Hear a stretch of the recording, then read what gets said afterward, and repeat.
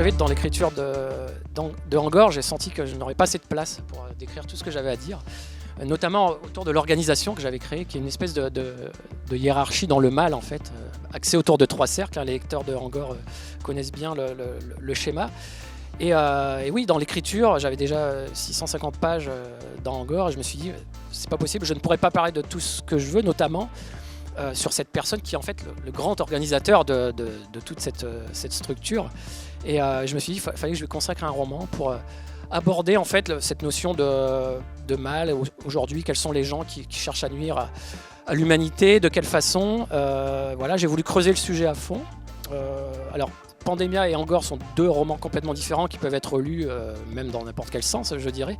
Mais il y a quand même cette espèce de fil rouge qu'on sent dans Angor, on sent qu'il y a quelque chose derrière, c'est-à-dire qu'il y a une couche encore en dessous et que je traite plutôt dans Pandemia avec encore une fois un sujet qui m'a toujours intéressé, qui est le sujet des microbes, mais que je ne savais pas comment aborder. Je voulais surtout l'aborder de manière très originale, parce qu'on connaît tous des films ou des livres sur les virus, ça a déjà été traité, mais je voulais justement faire différemment.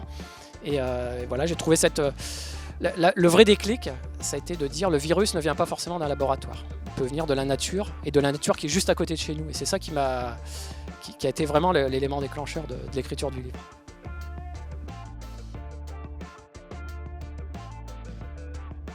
Alors, le Grand Voyage, c'est une nouvelle numérique qui va être disponible sur fnac.com, que vous pourrez télécharger, qui sera gratuite.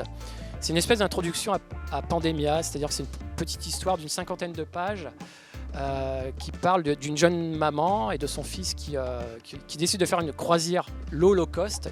Ils arrivent sur un bateau, ils sont un peu logés dans les soutes, on va dire, et très vite le bateau va s'immobiliser au milieu de l'océan sans qu'il y ait d'informations, et les gens vont se retrouver piégés, vont se demander ce qui se passe. Et voilà, c'est sur 50 pages, on va vivre un peu l'angoisse de ces personnages, sachant que ça a quand même un rapport avec le roman Pandemia.